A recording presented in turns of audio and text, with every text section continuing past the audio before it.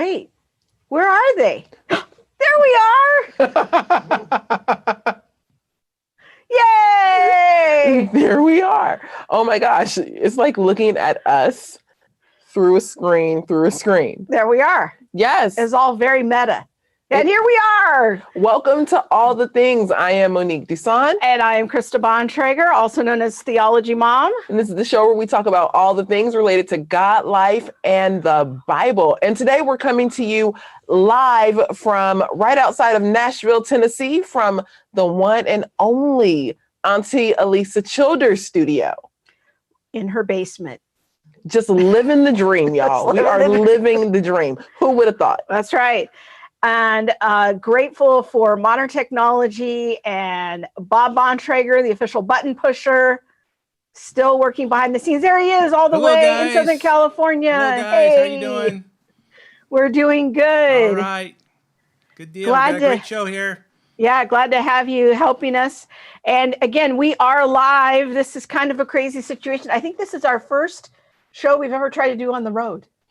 This is true. We have never done a show remotely. We always go dark, cancel, pre-record. But there was the fateful time you tried to do it from a hotel room.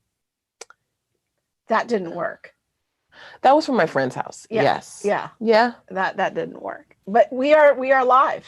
So. Yes, and we want to say a big thank you to Mike and Elisa Childers for all of the everything that they did to make this work. That's right. And letting us use their studio. Yeah. And we want to invite everyone to join us in the chat box and interact with us, add your voice to the conversation tonight. In fact, helping us moderate the discussion tonight across all the platforms is the one and only recent college graduate, debt-free Miss Emily Bontrager. Yes, there it is. So go in the chat box, tell us that you're watching, tell us on Facebook where you're watching from, and add some questions there as we interact tonight, and support the show. Yeah, support our show by clicking the like button, the share button, share it out with your friends. That helps us to beat the algorithms of YouTube and Facebook. Also, make sure that you are subscribed to our Facebook page. Sometimes Facebook or YouTube will unsubscribe you. I hit my microphone. I have been unsubscribed from my own YouTube channel. And so thank you, YouTube. Thank you. Make sure that you actually are subscribed to the channel. Yes. And click on that share button. That's just a really practical way that you can help to help the ministry. And it's a very easy way, or maybe send this show to somebody in their DMs and just help share the good word. Now, this show is brought to you by the Center for Biblical Unity, Theology Mom, and Family 210 Clothing. Yes, and our Family 210 clothing design tonight, we liked it so much. We're doing it again this week. It is I can't even see what it's your design, right? It's Created to Reign. Created to Reign, yes. So we are created in the image of God, and we will co-rule and reign with him in the new creation. And about $5 to $10 of every sale from the Family 210 clothing store goes directly to help our family. So we appreciate your support. So what have you been up to? And it's been a crazy, not just a week, but 10 days, 12 days. We've been gone for 12 days. We're finally flying home tomorrow. Yeah, we fly home tomorrow. And let's see, it started out with Wilberforce Weekend, where the Colson Center, started by Chuck Colson, invited me to speak, and I spoke on reconciling God's people. I did that. Let's see, it started on Thursday and went Thursday to Sunday morning. I spoke Saturday afternoon and really received just great feedback, connected with some awesome people, had great conversations. And then from there, we flew to Tennessee and I spoke at Teen Pact, which is a ministry to teens. teaches them about government and politics within the United States. And so I spoke down at Lee University in Cleveland, Tennessee. But in between that, I failed to mention, that one of our faithful viewers and people we're in relationship with, Miss Josie Harvey, had us come out to the school that she sends her kids to. Her husband's on the board of that school. And that's also in Texas. And so we spoke there and we did a training on critical race theory, but also on diversity, as diversity, equity, and inclusion come into schools at a strong pace. And so we did that. And then we went to Cleveland, Tennessee. Yeah. And then came up to the Auntie Elisa's house on, when did we get here? We feel like we've been here a while. We driving you crazy yet? Tuesday? I don't know. We got here. Wednesday? No. I don't know. I spoke on Thursday, so we got here Thursday afternoon. Okay. And have fully moved in. y'all, we them people. I try. We got the code to the garage. Don't play no games. They gonna come home from vacation. I'm just gonna be posted up. Yep. And so this has been a good time to just relax and connect. It's been a couple days off, just resting and having some time to just a little bit of downtime. That's been nice. So if you don't follow Elisa Childers, you should follow Elisa Childers. You can do it on Facebook. You can do it on YouTube. You can go to her website. It's elisachilders.com. Yeah. So let's check in a little bit on YouTube. Lots of people checking in. Go to the chat and check in. Candy is there, and Andre from Charlottesville is checking in. Shauna from Long Beach. Whoop, whoop, the LBC. Oh, good. Minneapolis is checking in. Very good to see you, Jean. And Kathy from North San Diego and Tracy from New Hampshire. Glad to see everyone jumping on there, and feel free to join the conversation with us. So, all right. Are we ready to get into it here? Let's do it. So a while back, a gentleman reached out to the ministry who's an economics professor, and he just kind of wrote in and said, "Hey, I'd love to help out your ministry in any way I can." And so I had a little Zoom call with him and talked about a number of issues, and thought that it would be great to maybe talk about all of the conversation that's happening around the minimum wage laws, because now I have a lot of questions about the minimum wage law. I have a lot. Because now that Biden's in office, there's a lot of conversation happening about the national minimum wage law, and whether that's a good thing. Universal basic income was an issue in the last election. So I thought, let's get a Christian economist on and start to talk about things from a biblical perspective, because the Bible has an awful lot to say about money. Yes. So I'm excited to. Culture has a lot to say about money too. They want my money. They're coming after your wallet. All right. So we're gonna meet our friend Jeffery Degner from Cornerstone University. Welcome, Jeffery. Well, thank you for having me, Monique and Krista. It's really a privilege to join you. We're glad to have you. Thank you so much for agreeing to join us in the conversation. Can you tell us a little bit about yourself? How did you become interested in economics? And just give us a little background on you. Yeah, currently, as you mentioned, I teach at Cornerstone University in Grand Rapids, Michigan. And my path into the field of economics is, frankly, quite a winding road.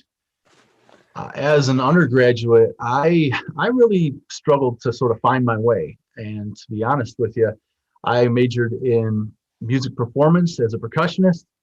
I majored in biblical languages, and it took a while for somebody to straighten me out. And that involved meeting the right young lady who eventually became my wife, and got on a little more focused track in terms of work. Now, really, this is kind of where the economics comes in for me, because I began working in retail management and in getting to see the daily ins and outs of the entrepreneurial process, the realities of costs and the realities of hiring people, and sometimes in tough times have to let people go.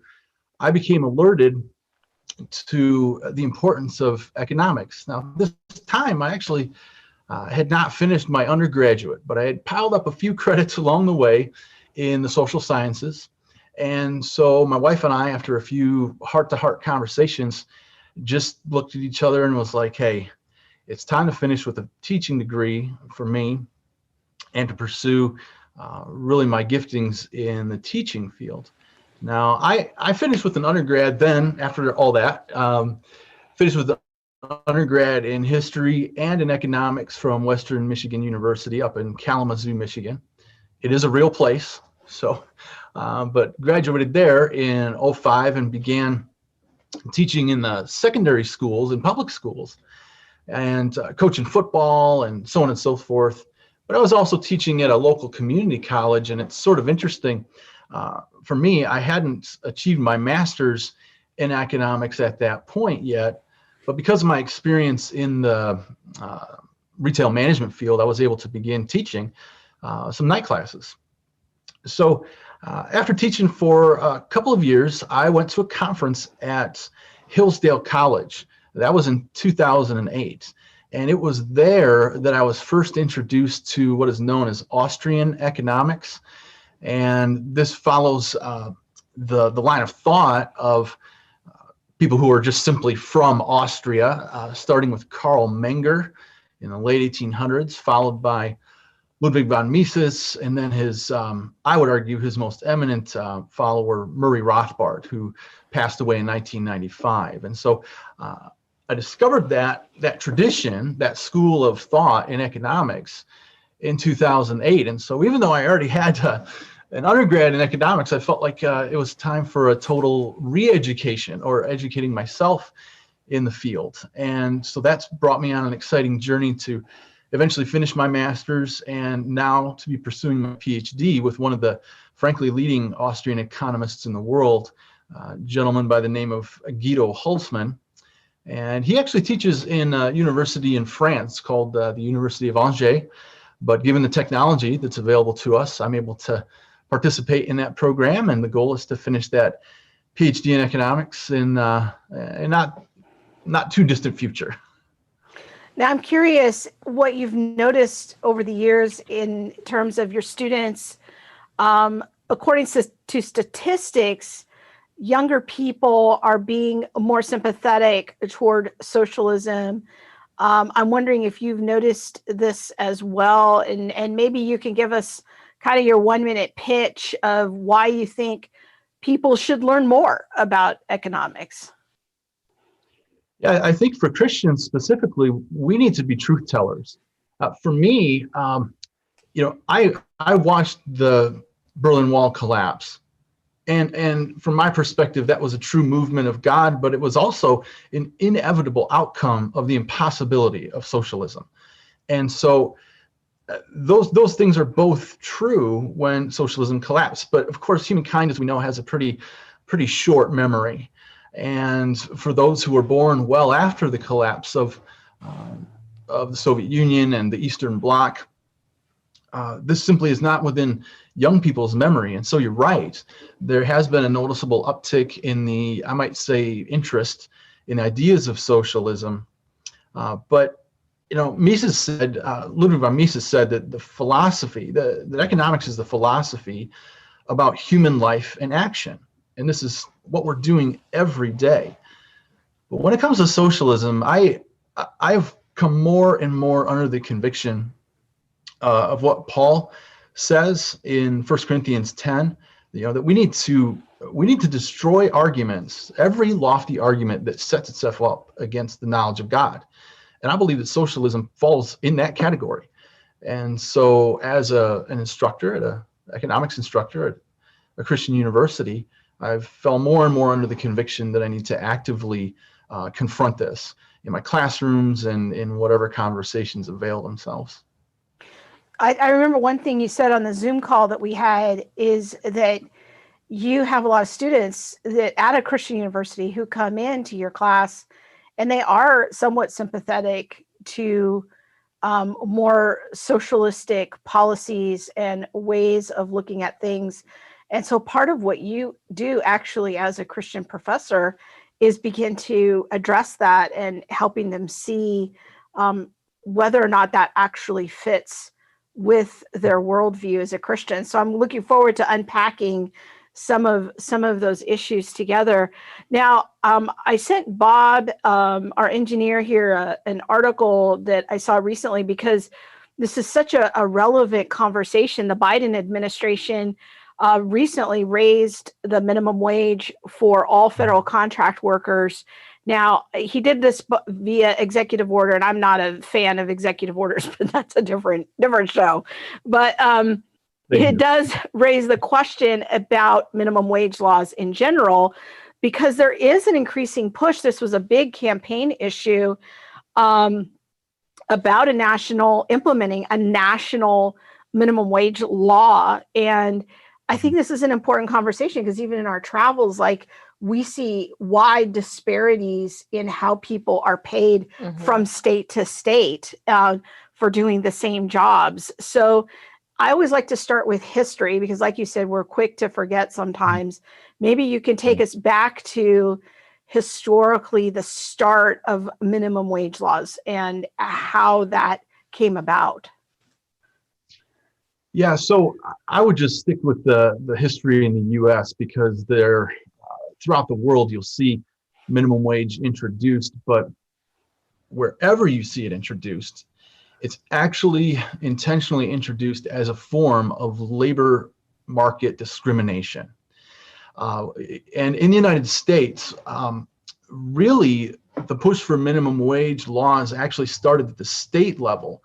The state of Massachusetts in 1912 was the first to pass minimum wage laws. However, much like the Biden proposed policy, they actually selectively choose what markets or to whom the minimum wage will apply. And that was the case in Massachusetts in 1912.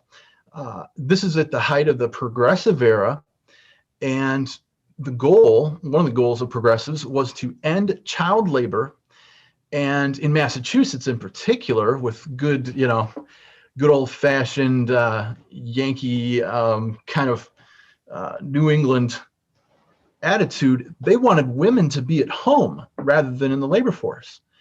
And so what they did in Massachusetts was to deliberately apply minimum wage laws to young workers and to women, because they knew that the effect would be to price them out of the labor force.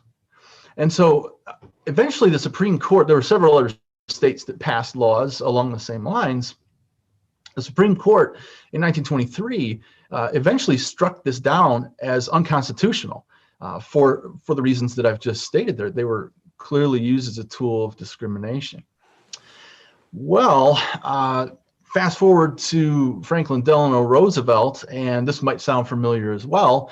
His threats to pack the Supreme Court, in his first term meant that in his second term, the Supreme Court backed off, and particularly on this issue of not a state minimum wage, but a federal minimum wage. And so in 1933, there was proposed what is known as the Davis-Bacon Act. And that is the act that was passed eventually, and then in 1938 became the Fair Labor Standards Act. Now, if you read some of the commentary by representatives and senators from the debate about the passage of a federal minimum wage, they are explicitly clear that they want to have a more, quote, fair labor market for white laborers. And they use all kinds of derogatory terminology to describe African-American labor as well as new immigrant labor. And they knew that by passing the Davis-Bacon Act, that this would block those employees from being able to compete against the white workers. But very interesting, they did all of this under the guise of fairness. And this goes to show us yet another example of where good intentions, or at least stated intentions, when it comes to economic policy, rarely, if ever, meet the actual outcomes. I think I'm slow. I don't quite understand the connection. Maybe Monique can explain it, or you can explain it, Jeffrey, of how a minimum wage law would exclude Blacks or immigrant workers. Like, how did that disadvantage them? Well, I'll let him answer that question Okay. because I'm not the economist, but it does harken me back to something like in the slavery time. Okay. So go ahead. Yeah. Yeah, and so what we know in labor markets is that individual people do hiring, right? And they're subject to their own biases and prejudices. And if those are known, then the way to accentuate that, or the way to exacerbate that, is to raise the minimum wage, essentially move the first rung of the ladder higher than some of those folks who are already marginalized, already pushed to the corners of society, and make it more difficult for them to break into the labor force. Now, we have ongoing statistical proof that this is the case.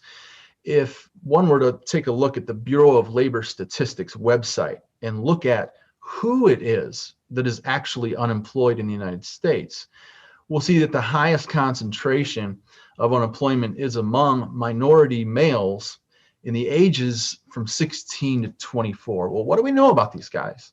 We know that these young men are in a lower skilled category. These are the folks who would be entering the workforce at lower wages in low skilled positions.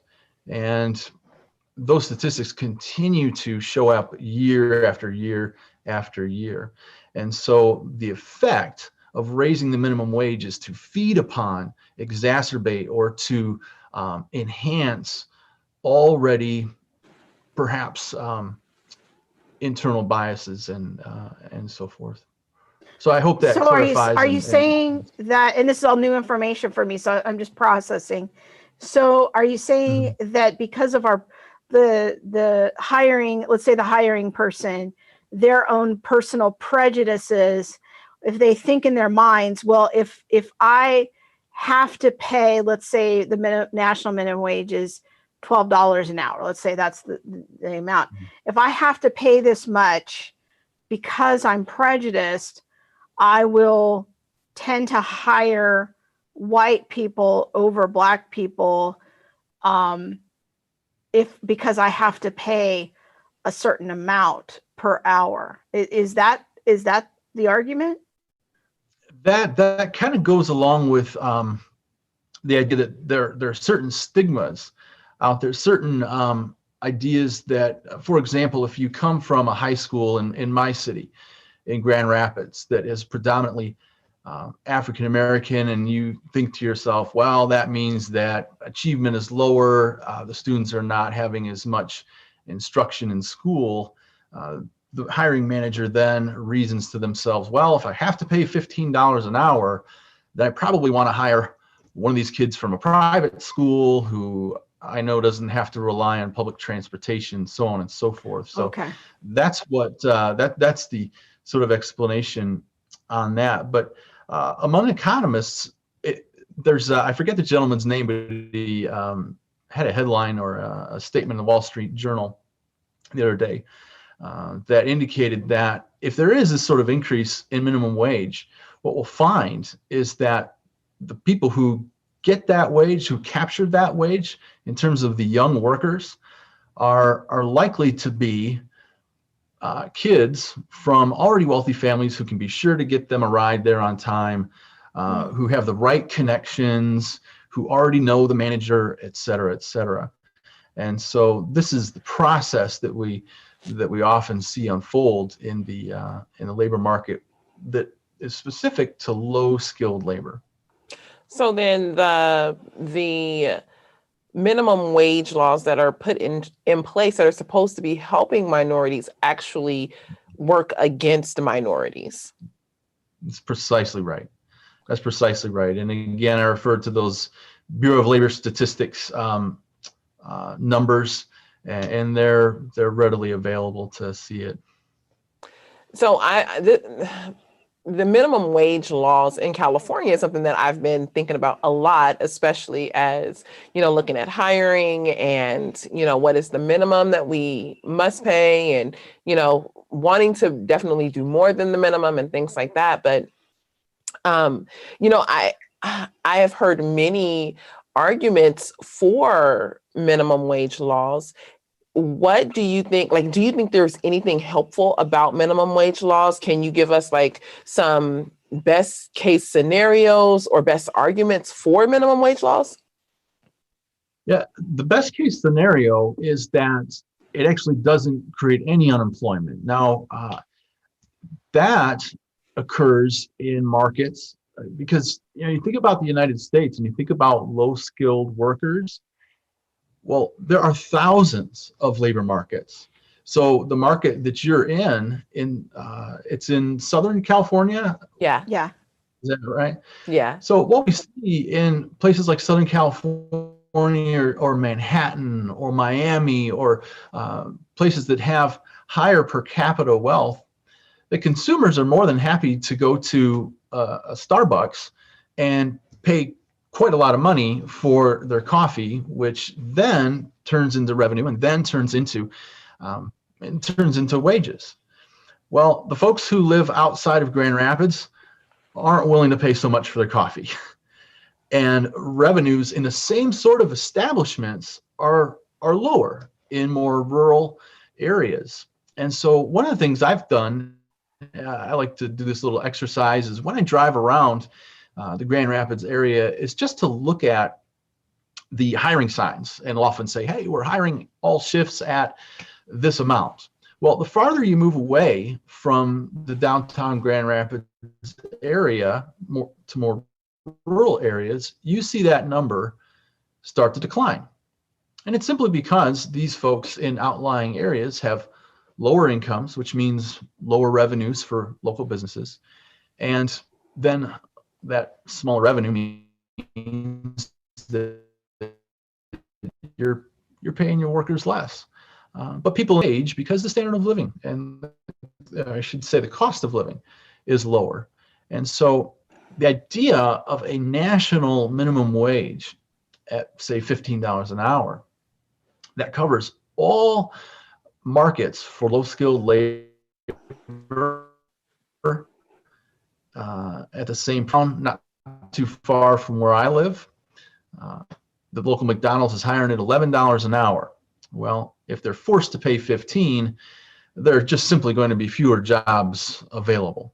And you might see more automation, things like this. And so it's not only a concern about who loses their job now, but what about the kid who's 13 years old or the kid who's 14 years old and about to hopefully get into their first low-skilled wage job? They're blocked from this opportunity to learn the kind of job skills, the work ethic, and all these things that we all picked up on when we got our first job, working small wages, right? Mm-hmm. And so this is another effect of that. Now, to answer your question about what people say, some will say that, look, it's an act of compassion. If that were the case, then why don't we just raise it to $100 an hour? I mean, that logic doesn't meet with reality, because I'd be unemployed. I don't know about you ladies, but at that rate, we'd be unemployed because we don't provide that amount of, say, productivity for what we're doing. Some will say that as we travel the country, one thing I've noticed is that different regions of the country have different needs. They have different standards of living. And I think that's kind of what you're going mm-hmm. for, in that a national minimum wage law kind of assumes that the whole country is homogenous and that there's the same incomes everywhere and the same standard of living everywhere. Where we live in Southern California, you can go get a job at Panda Express for, 14 is the base. Yeah, it's the base, to be a checker at Panda Express. But if you go we were in rural Tennessee recently, and, they had, everywhere we went, there were signs up now hiring, but their wages were much lower, mm-hmm. and people had lower incomes. And so for those employers, a national minimum wage would be somewhat catastrophic, because it really assumes that everybody everywhere has the same income, the same types of businesses, and that would have a far-reaching effect, and it could actually injure, some economies. Yeah, and I mean, I think that you bring forth a good idea or a good thought about like being compassionate and things like that. Like, we want to make sure that everyone can afford to live, but it's like in Los Angeles, $15 an hour is no money. You can't live on $15 an hour and have like a car and an apartment Rent and insurance. yeah. You know what I mean? So at that point, it's like, well, why not $100 an hour? Well, because that's not realistic. But you hear this phrase all the time of like, we have to pay people a living wage. Well, but that's not a living wage. That's not a realistic living wage in Southern California. Yeah. So then it leads me to the question of, well, then whose responsibility is it for someone to live? Like if $15 an hour would be a universal basic income, or universal minimum wage. Yeah, universal minimum wage. Do some people get money to thrive? Because in, Wyoming, I can live on $10 an hour and have all my needs met. But now the universal basic income is 15, or the universal minimum wage is 15, while the person in California can't survive on anything less than 23. I don't know. Like, who arbitrates that? Yeah. Who says that this is enough for you? Yeah. You're exactly right. That's sort of this fallacy of this one size fits all federal policy. There are many, many labor markets and many low skilled labor markets. But as for this idea that, and you're right, I lived in Southern California for a little while, and my wife made at a point where things were getting tight. She said, the views sure are beautiful, but they don't pay the bills. So, it's a expensive place to live. So there is no one size fits all policy that would work for both employers and the employees throughout the country. So this is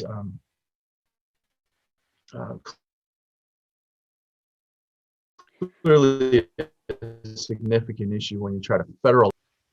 One other comment I wanted to make was about who actually earns minimum wage at the federal level right now. Well over half of the current minimum wage owners, employees, are people in their teens.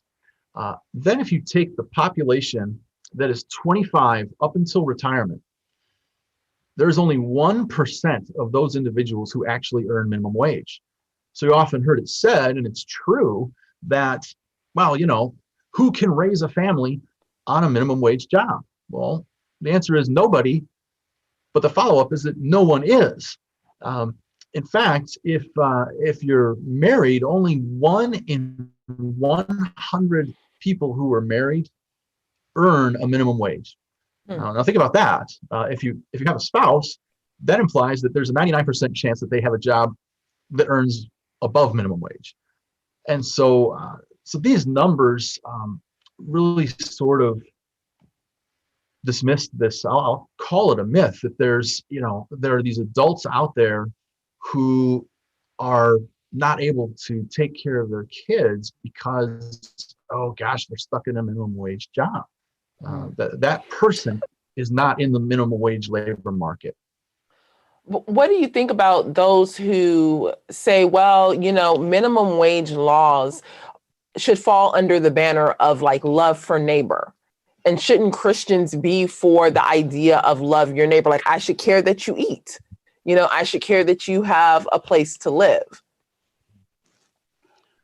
Yeah, well, I don't see in scripture where, for example, can you imagine the Good Samaritan parable changing a little bit? Maybe the Good Samaritan sees the person who's obviously down and out, needs help.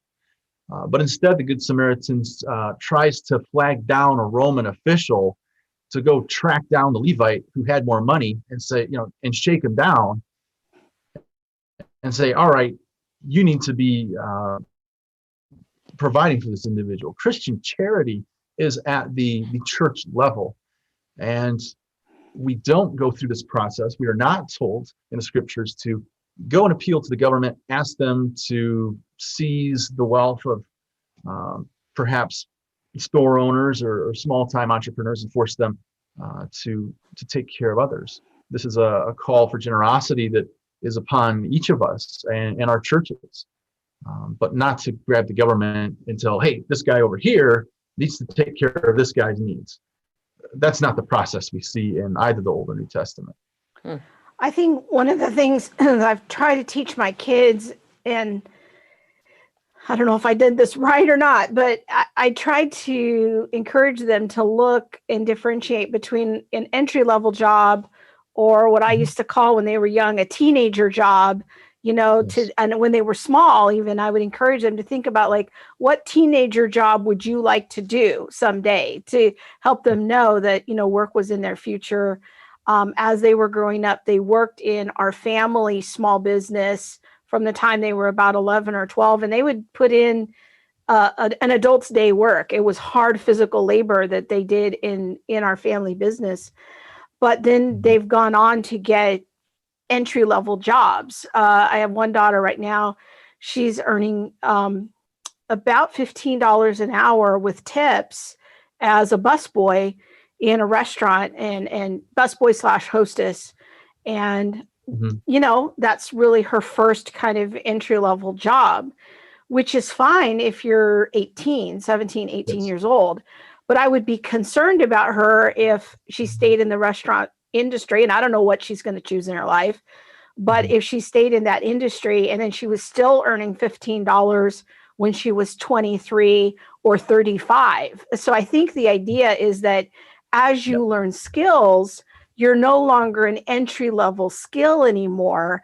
You would be able to be promoted and increase your value and bring those skills to bear in your industry, make lateral moves and continue to get promotion.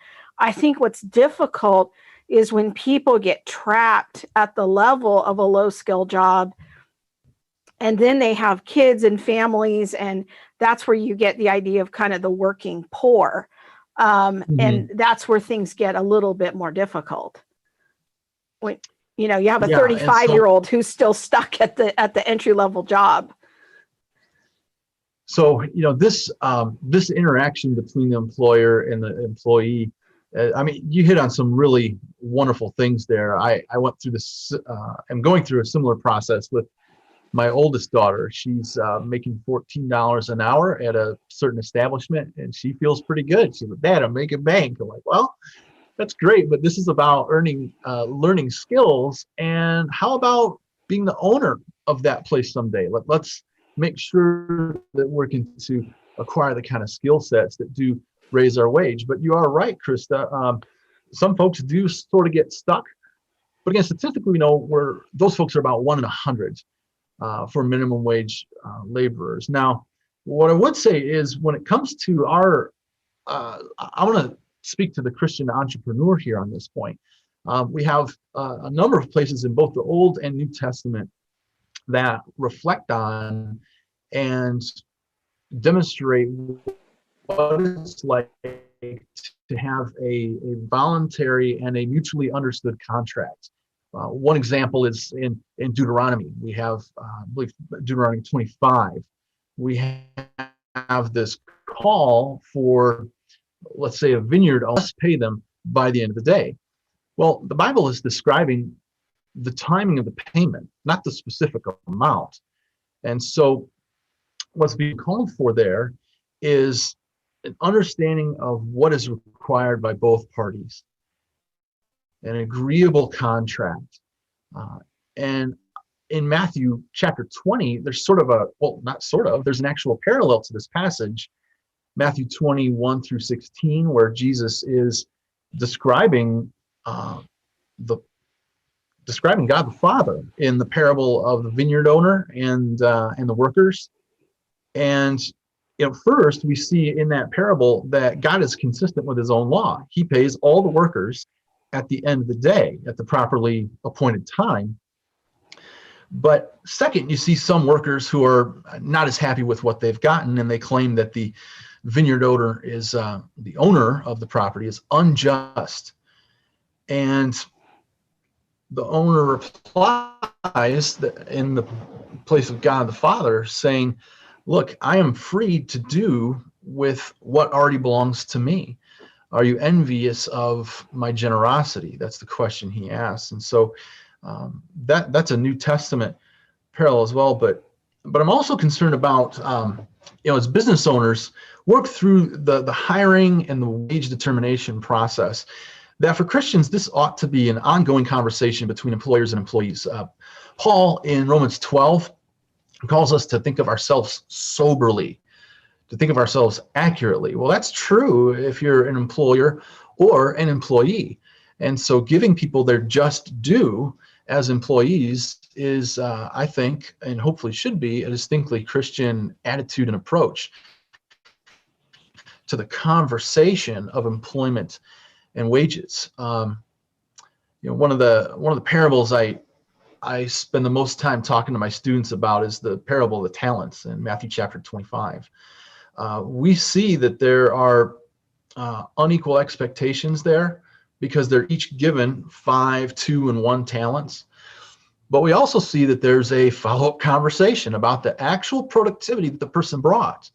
And it is sadly and unfortunately possible that you might have an unfaithful servant, as in Matthew 25, and an unfaithful employee who's not getting the job done. So let's have a conversation about how we can get this better and not be 35 years of age making $7.25 an hour, and how can we boost your productivity? Mm-hmm. We've got some great questions coming in on YouTube. Candy, who lives in Canada, she's got a couple of questions. She says, minimum wage laws benefit large corporations, but price out small businesses that have smaller profit margins. So I'm wondering what your thoughts are on that. Is that what you found to be true as well? Yes, Kenny, that's 100% on the money. That is why you will see, sort of in the headlines, you will see Bank of America just this past week announced in a few years they're going to have a quote unquote minimum wage of $25 an hour. Well, that sounds wonderful, but what does that do for the competitiveness of your smaller local bank? And I'm going to name names here. I don't know if this is going to be a problem on YouTube, but your McDonald's or your Home Depot or your Lowe's, they have profits throughout the organization where they can subsidize one another, okay? But your local hardware store, that's not the same situation. It's not the same labor market, and that's 100% right. And you see this not just in like hardware, but think about the restaurant industry. Restaurants margins are very slim to begin with, and it's even more so the case among your local mom and pop stores. And so what winds up happening is that some of those large scale retailers, they have the ability to subsidize, let's say, the profits from a Lowe's in Santa Barbara can go ahead and subsidize one out in Victorville. Yeah. Mm-hmm. But and then too, when you get the bigger name stores that have the higher margins, they hire more people, but they don't offer, as many hours. It's like, so now I'm getting minimum wage, but I'm not getting as many hours. Even if I have more money, it's still not this huge increase that one would probably expect if they were working as many hours as, they might get in a smaller store. And then there's no benefit with that because I'm not working the minimum amount of hours that would require me to receive benefits. Yeah, that's also correct, Monique. And, in economist speak, we would say that with the rising price of labor, you have a lower quantity of labor demanded. And this is, I think, often the central problem around minimum wage discussions is that politicians or the general public forget that wages are determined by both supply by the laborers and the demand for it. From hiring agents and human resources departments, right? So it is a two-way street. And you're right, this leads to a wealth redistribution among firms, among businesses.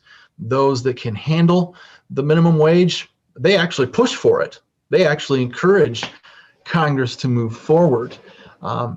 In the early 20th century, it's a little bit of a tangent, but a similar thing went on when it came to increased government regulation upon businesses in the name of safety, right? Safety of workers. We're going to add these regulations, and they were pushed and encouraged by the large corporations. It's not because they were particularly generous or particularly compassionate towards their workers. They knew that from an economic standpoint, this is a way to impose a regulation that they know their smaller competition can't even hope to pay for. And so they go out of business.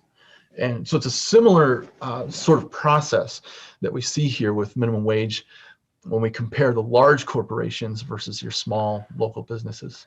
We have one commenter on YouTube. She says, my daughter used to work at a family-owned pet store. After a year, her pay went up, but they lowered her hours. We're in Illinois and on the $15 an hour schedule already. And so that's, exactly the point that you're making, is that it can have that unintended consequence where a smaller family-owned business can't compensate, whereas a big box retailer that has a national chain can kind of even things out a little bit. Or, I even look at like a nonprofit situation, like a nonprofit like ours. It's like when you're put in a position of having to pay like a minimum wage to someone, should I pay them the same salary that I would be getting paid? Or, or do you perhaps not hire someone because you can't meet the minimum wage and then have all of the admin and the additional pressures just on you? It puts you in the struggle is real. This is a very practical example. Monique's earning minimum wage and she's trying to hire. I'm not at minimum wage exactly. She's trying to put my stuff out there, y'all. Pretty close. But that's a real conversation. Yeah. Like when her 18-year-old is making almost the same amount of money that I'm making, and I've been working, like I have a degree and I've been working in social service for, so many years now. I guess, though, you could also say that the beauty of America is choice. And the reality is I could go and get a job in social service and make a lot more money than what I'm currently making, but the choice is mine. And you kind of see those free will. To me, Jeffrey, what I see in scripture is the assumption of free will associations, free will contracts, if you will. Yep. And that the labor, the vineyard, the parable of the vineyard owner and the laborers, those were all free will arrangements. And they negotiated that pay and they were willing to work for that amount. That is the assumption of scripture, that's not the realm that God has appointed over the government. The government doesn't have sovereignty over economics or free will relationships when it comes to hiring people. So I don't know. Those are some thoughts I have. Those are hugely important points, Krista, because we can talk about how minimum wage law fails pragmatically. Right. We can talk about these examples all day, no problem. But there is a moral issue at stake here. And, the scripture over and over, especially in the Proverbs, indicates that altered weights and measures, false weights and measures are an abomination. They're an abomination to God. And this is the fundamental moral reality. Now, it's fraudulent and it's an abomination if, you or I do this to one another in the marketplace. But what we have in the case of minimum wage is that the government actually enforces unequal weights and measures. If often when we think about Micah chapter 6, we think about that passage that talks about doing justice, but there's a context. And Micah chapter 6 is talking about a series of economic crimes where God is is lambasting Israel, and he says, can I forget your use of unequal weights and measures? Can I forgive it? And that's a shocking statement. We think of God's forgiveness and mercy over all things, but the sin, the abomination of unequal weights and measures, whether it's done by market participants or imposed by the government, is something that's deeply offensive to God. And how do we know this is an abomination? It's because it promises one thing for the poor, but it delivers the exact opposite. It's a complete falsehood. It's a complete inversion of reality.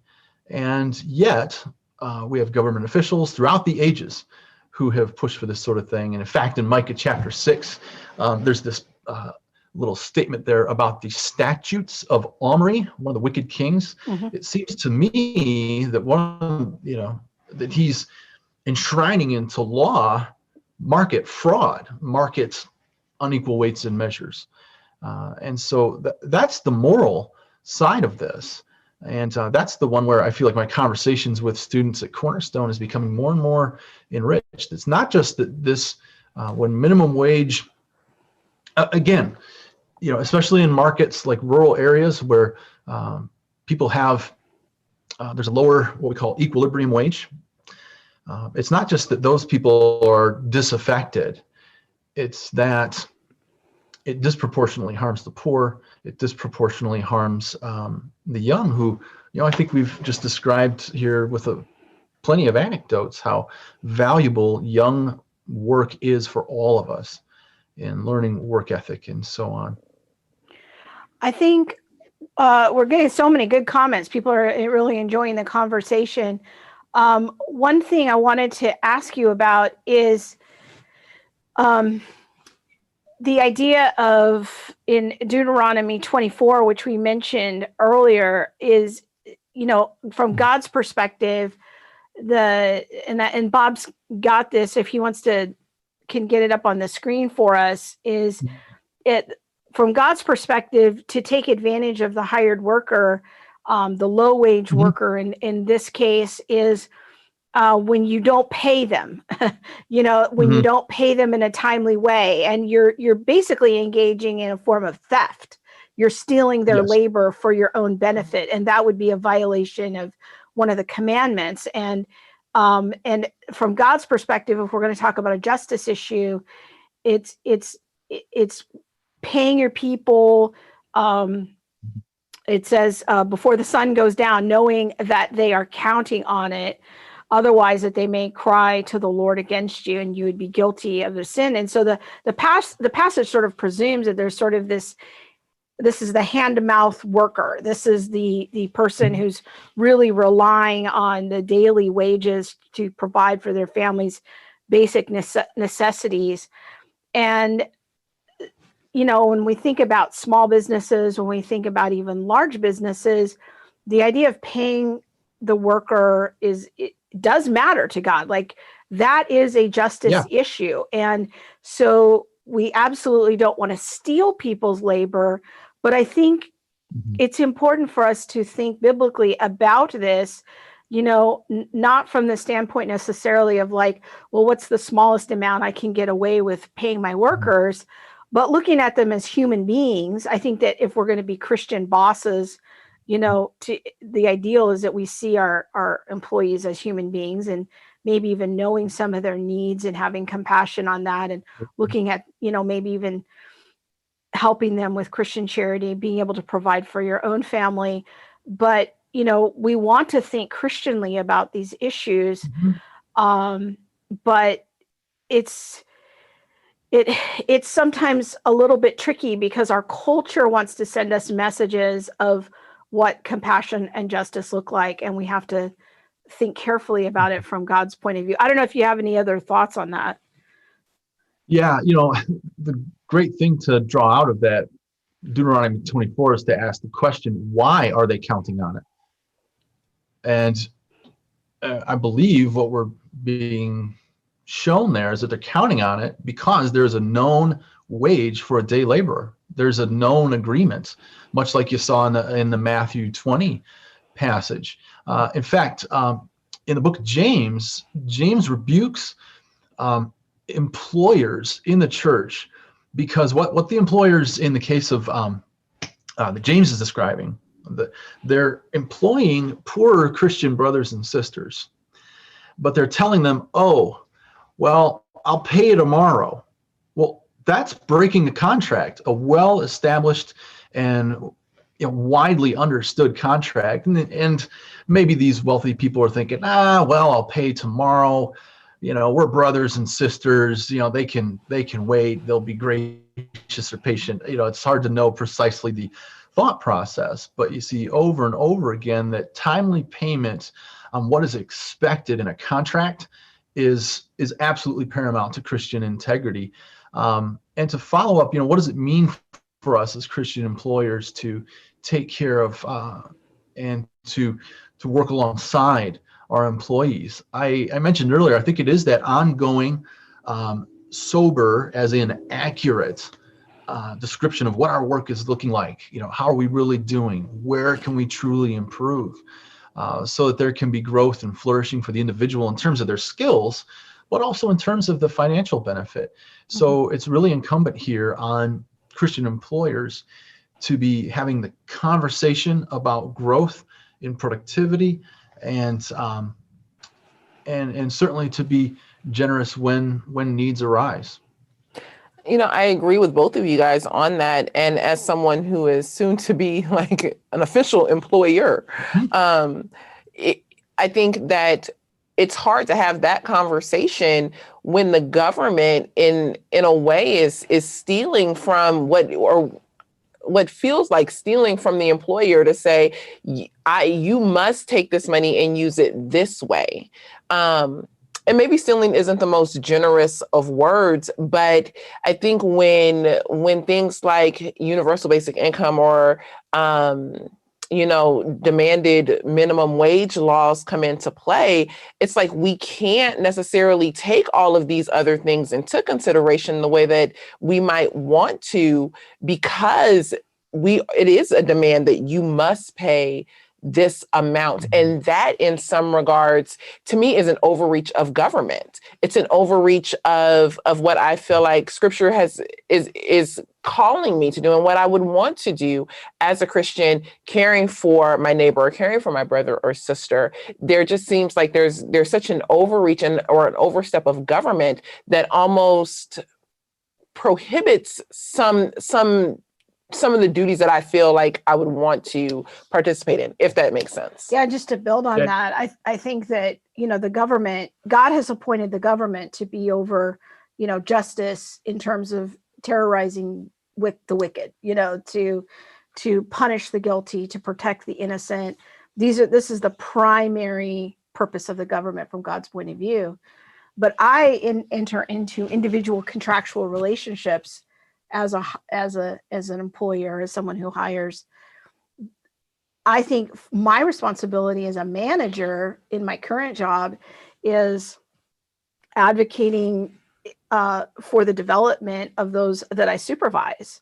I take that very seriously. I spend a certain percentage of my time every week investing in my team, helping them to become better workers, providing mentoring, guidance, strategic conversations. And that's how I am sewing into hopefully giving them skills so they can continue to climb the ladder in their career, but also advocating with the powers above me for them to get raises and to, as they are getting new skills. So I see that as part of my job as a Christian, and being in those kind of contractual relationships with the people that I'm responsible for in that sense. I guess one of the things that I tend to say is that injustice in the name of justice is still unjust. And I think that's kind of what it leads me to. It feels like the overreach is an injustice to the employer, but the goal is in some way to bring justice to the employee. But what we're missing is that injustice is still unjust. You can't do injustice in the name of justice and expect it to be just. Yeah. And that's at the heart of God's condemnation of unequal weights and measures. One party believes, or maybe a third party believes, that they are creating, from their viewpoint, from their standpoint, a more just outcome. But this is, again, something that has the opposite of the intended effects. It does overreach. And you both alluded to this, but Romans 13, we're talking about what we ought to be doing as Christian business people with our employees. And God's given us clear direction on how to behave in those spheres. But God's also given clear direction on what governments to do. And it's a very limited sphere in the sense that it is to punish evil and full stop. Like, that's it. It is not, God does not mandate that government exists to tell Monique how she ought to be paying such a worker, or any worker, or all workers. This is not a part of the biblical mandate for government. And so overreach, I think, is precisely the right word to describe these sorts of interventions. And real quick, I know we're short on time, but actually in the Old Testament, I don't know if you ever tried one of those read through the Bible in a year programs, and you kind of got hung up. Like when I was younger, I get hung up in Deuteronomy and Leviticus. It's like, these rules, it's kind of boring. But once I understood economics, I saw the richness of it. And in fact, in Deuteronomy and Leviticus, when someone does commit fraud in the marketplace, there's a mechanism in the marketplace for God's people to deal with it. And it's actually not call in the judges and punish this guy or this or that. It's simply to exclude them from, don't go to their tent. Don't go to the place where they do business anymore. And that is the quickest and easiest response to fraud or to unequal weights and measures in the marketplace. So the market is given, I would argue, by God, a mechanism by which fraud is discovered, and fraud is, I'll use an economics word is disincentivized because of the threat of people pulling away and no longer going to those business owners who act in this way, whether it's cheating on their prices or whether it's cheating on their wages. Either way. Well, we're going to do some really quick questions here to wrap things up. One question from Candy is it why $15 an hour? Like, how did they arrive at that magical number of $15 an hour as a potential national minimum wage? Well, I can tell you, when you're doing PR marketing, you should come up with a catchy slogan. And I'm a Baptist and I love alliteration. So fight for 15 sounds pretty good. You can slap that on a bumper sticker. Why that number? Well, this gets into a bit of a debate about how economics is done. There's mathematic economics where you have some, mathematics whiz kids who say, well, if we want to minimize the number of people who do wind up unemployed and this sort of thing, it's a guess, is what I'm saying. It's a guess, because that wage does not fly in rural Tennessee. That wage does not fly in rural Michigan, or even rural California, for that matter, when it comes to low-skilled laborers. So it's big because it's higher than what it is now, but it's somewhat arbitrary. I wonder if it will actually help the chronically unemployed. So I think in a number of arenas, you get the chronic. So you get like the chronically homeless, those who continuously have patterns of homelessness, chronically incarcerated, those who continuously have patterns of incarceration, chronically unemployed, those who have continuous patterns of unemployment. I wonder if $15 an hour is an incentive enough to help someone remain employed, or if it's not, and it's just an arbitrary number and it's not going to matter anyway, you're going to find, will we have the potential of finding that the same people who are unemployed are going to be the same people who are always unemployed because of their either lack of commitment, lack of, productivity on the job, whatever.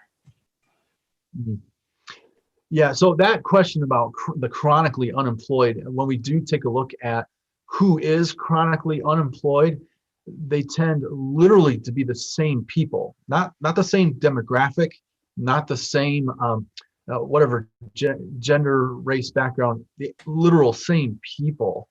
And so here's a question where we as the church can start to zero in a little bit. What are our churches doing in terms of helping people with, let's say, job skill development, for the chronically unemployed? Because Paul gives some pretty strong words for people who are sort of shiftless, right? I mean, in 2 Thessalonians, he said, look, if you're able-bodied and you are able to do work, the church ought not support you, all right? If they refuse to work, then neither shall they eat. Okay, so Paul has a pretty strict definition about who this ought to be going to, but I agree with you, Monique, where we do see a lack of job skills, as there are two things that Paul says from an economic perspective we are not to have in the Church of Jesus Christ. The first is our orphans and legitimate widows are not to be destitute. Okay, that's the first thing. And then the second thing is that those who are able-bodied are not to be shiftless and lazy. They're to work. So let's identify, maybe it is a mental health issue. Maybe it is a substance abuse issue that sort of ensnares people in that chronic unemployment category.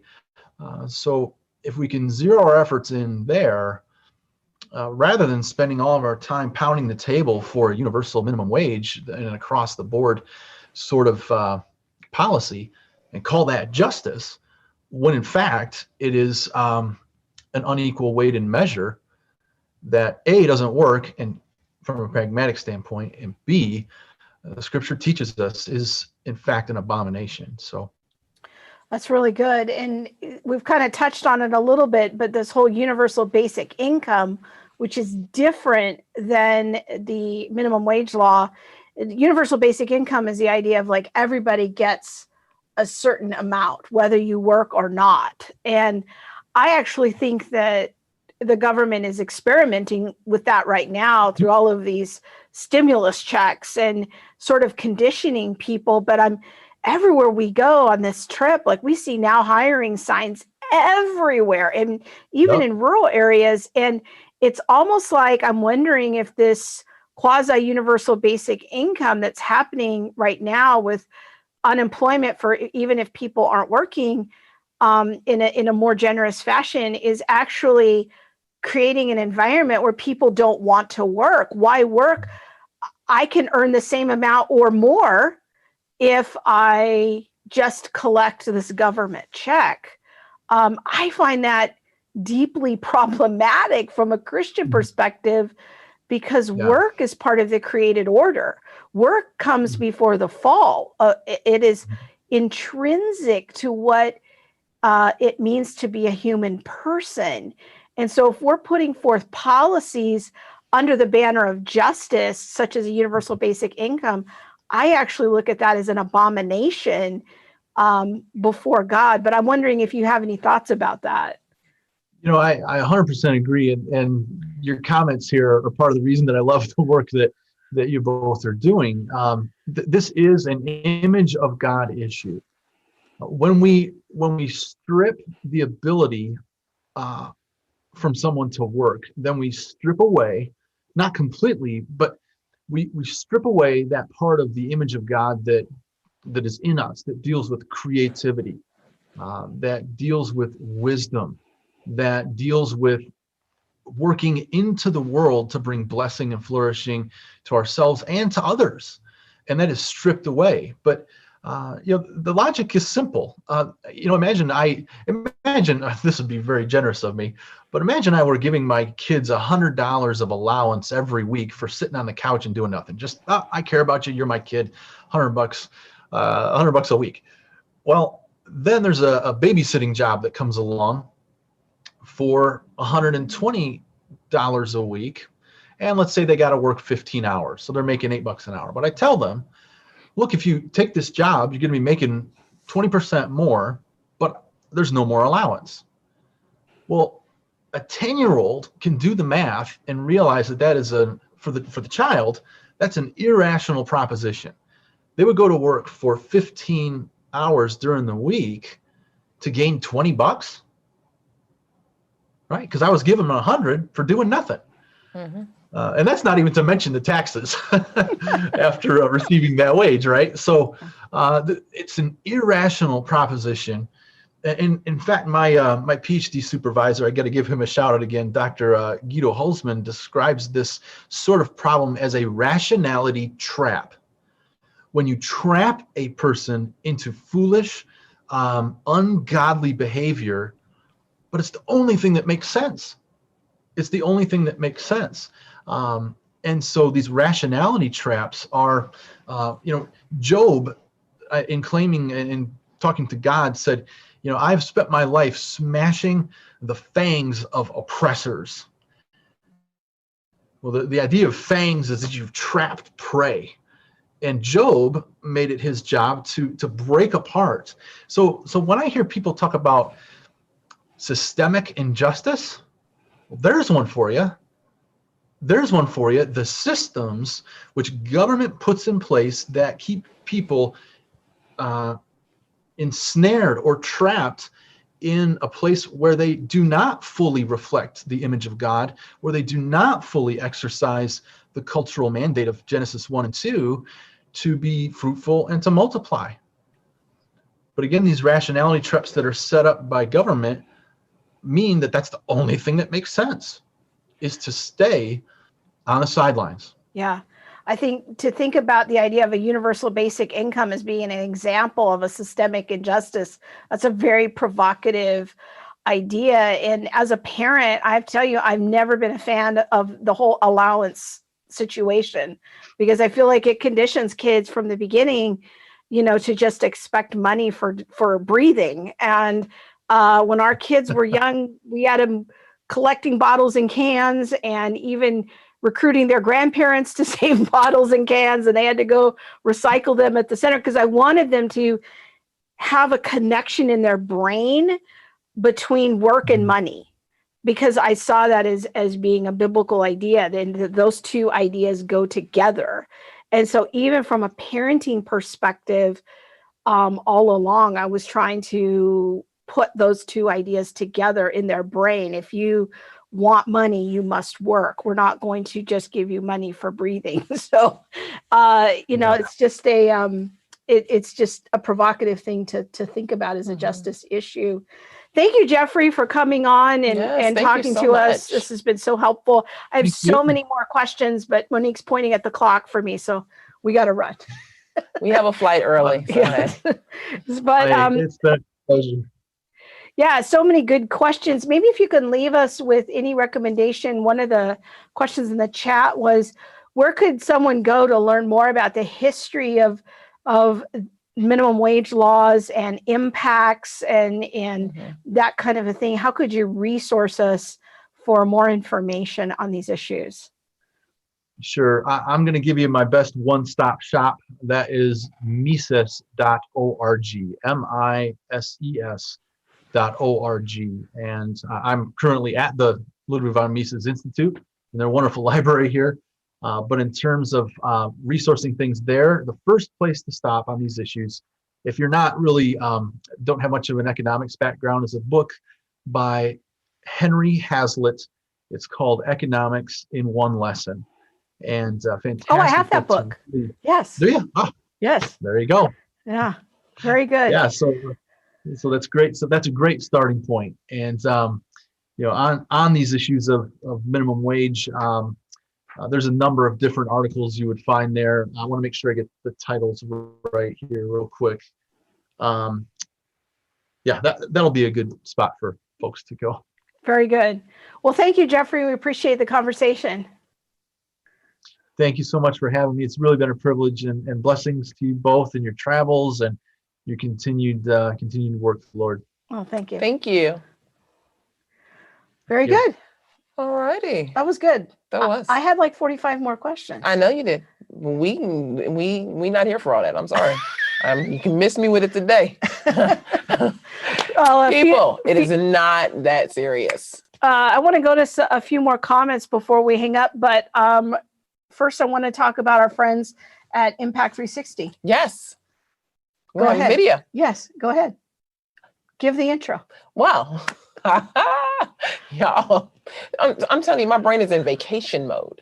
Our friends at Impact 360 reach out and touch the lives of young people. Their ministry is so impactful. They have 3 programs, a week program, I want to say a 2-week program, and then their 9-month gap year program. It is a worldview program that really helps ground young people in their Christian worldview. And so if you have a young person who is maybe struggling in understanding their Christian worldview, or who you want to really just dig deeper into their worldview, consider sending them to Impact 360. We are going to be speakers there in July. Elisa Childers speaks there a couple times a year. Other friends of our ministry also speak there. It is an awesome program to help get kids dug in deep into their worldview. So go ahead and watch this video. Change isn't going to come just because you want it to. Change comes because you are intentionally taking steps to making that change. I aspire to be someone who continues to build bridges with other cultures and who cultivates a community that's healthy and honoring to the Lord and life-giving. Now, after the program, I feel like I know what my purpose is and I know what I want to do going out into the world. And had I not had this time to step back and just kind of be patient and be still and just listen, I don't think I would have had that same clarity. In this world, it's kind of like in a scream contest. Who can scream the loudest and who's going to listen to that person yelling the loudest? And that person should be God, but he's not yelling, he's calling us. My hope going forward to interact with culture is to tell people like, hey, like, be still, listen to this guy, he's calling you home. All right, big thank you to our friends at Impact 360 for their sponsorship and support of All the Things Show. Yes. A few more comments here as we finish up the show tonight. Lee Chat, or Le Chat if it's French, says, theoretically, if an employer is not paying well, people don't have to work for them, then they start paying better to staff their business. This is a tenet of free market capitalism. Am I wrong? And I would say, I believe that that's correct. I mean, that's the whole idea we were talking about earlier of free will associations, free will contracts. And, you know, it's part of even our founding documents as our country as free will associations. And so that is an important part of it. At-will employment protects both the employer and the employee. In socialist countries, you know, the government can tell you where to work and you can't quit. And so having at-will employment actually protects everybody and is consistent with the idea of free will associations with between the worker and the owner. Candy says allowance is a very North American thing. Candy's from Jamaica. She says, my Jamaican parents wasn't having any of that when we came to Canada. Yeah, in South Africa, they wasn't having it either. Parents was like, you want what? You better go out there and work. Yeah, that's definitely a North American thing. All right. GRS says no allowance here either. They live here. They help for free. I actually made my oldest pay rent after he quit college. Of course. Yes. Yes. I feel like, yeah, that's a whole nother conversation. The things that that went on in my household. My mother would be like, you want gifts, gas, you got gas, you have electricity, you know. So yeah. Now you want us to pay you for being here? The devil is a lie. Kristen says, we've definitely found that to be true in hiring. Krista, we have family in another small business that had someone quit because they could make more in receiving unemployment. And, well, that's what you said. You had people at your job who were like, I'm not coming back. I don't need to work because I get more on unemployment. Yeah. Yeah. So it's the struggle is real. And I just think this is damaging to people's soul. I am not a fan of universal basic income strictly for biblical reasons. I think it damages people to create an incentive not to work. Now, again, I'm talking about able-bodied people.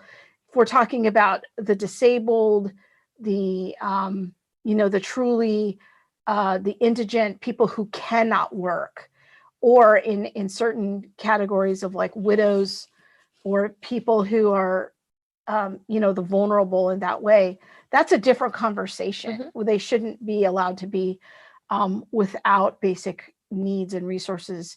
The church needs to step in. Charity historically has been that stopgap. But if people are able-bodied, they need to be working. Otherwise, it really damages people, I think, in their soul. But to be created in the image of God is to work.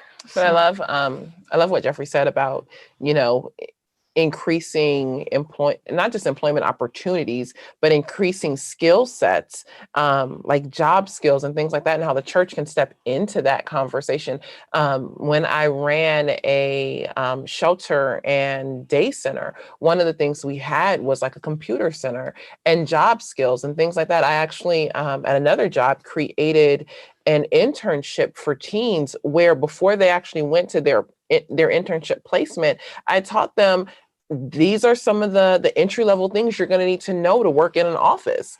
And so, those are like the foundational skills that people need, but that they lack. Yeah. And so how can the church step into that as a way to increase income for individuals? So if we're talking about a justice issue, we want to think carefully about it, not just go with the stream of the culture, really looking in scripture of, what does it have to say about these matters. And so good conversation tonight. Yes, big thanks to Jeffrey. Yeah. Yes, so, we appreciate it. All right. That's all we have for you this week. We hope you found this program helpful. Next week, we've got another exciting show. Yes, and we'll be back home. Yes. All right. Actually, I might stay. Anyway, you'll find out next week where I'm at. All right. Have a good night. God bless.